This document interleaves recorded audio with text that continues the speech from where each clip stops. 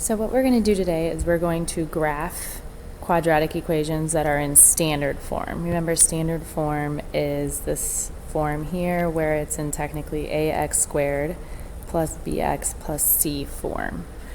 The one thing that we can see from the graph is that we see the y-intercept easily, and the y-intercept we see easily because when we plug in 0 for x, we get 0 plus 5, which is 5. So when it's in standard form, this c value will be your y-intercept, but that's only when we're in standard form.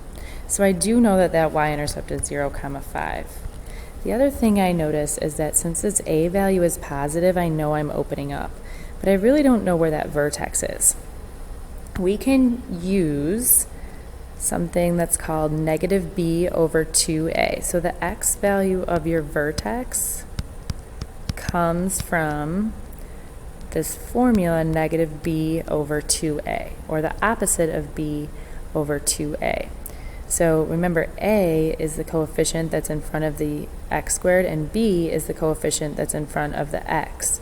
So in this case, I would have x equal to the opposite of b, which would be negative 8, over 2 times a, which is 2.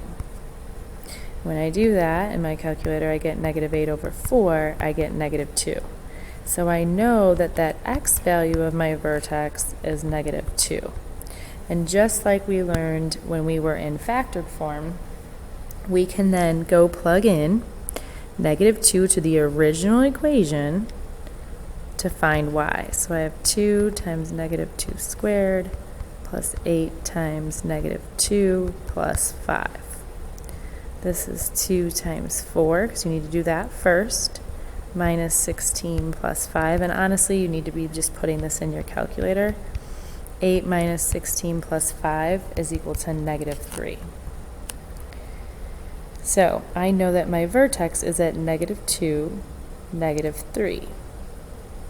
Now, because I have that y-intercept, which sometimes that y-intercept isn't the best, and we know that this is opening up because that a value is positive, I can find other intercepts.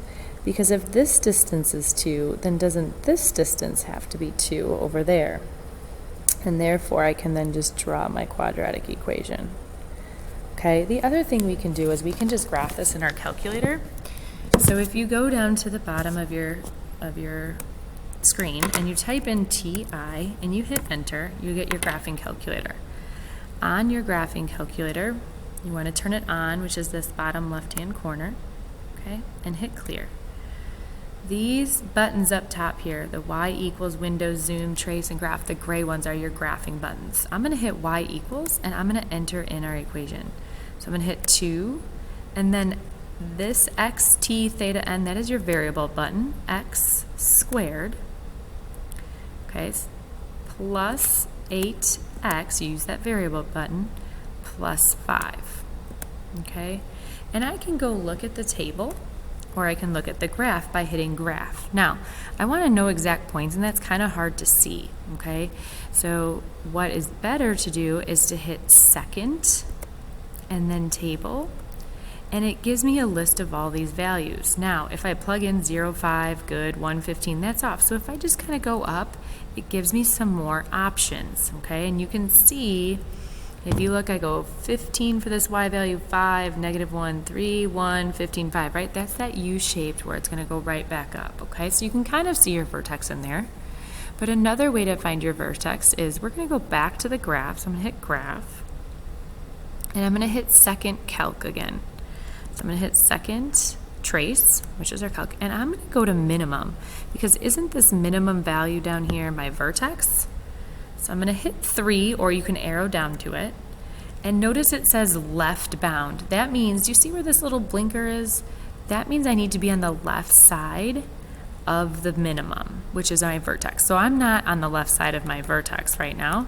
So I'm going to click left until I get somewhere on the left side. Doesn't matter, but I am now on the left side of that vertex. So I'm going to hit enter.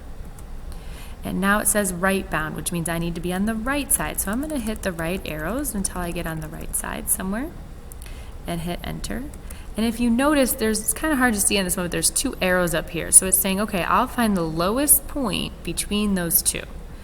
This part's kind of silly. It asks you to take a guess. You can go down there and get kind of close, okay, and hit enter, and then it'll pop up that the minimum is at -2, -3, which is that vertex. So that is how we use the graphing calculator to find these.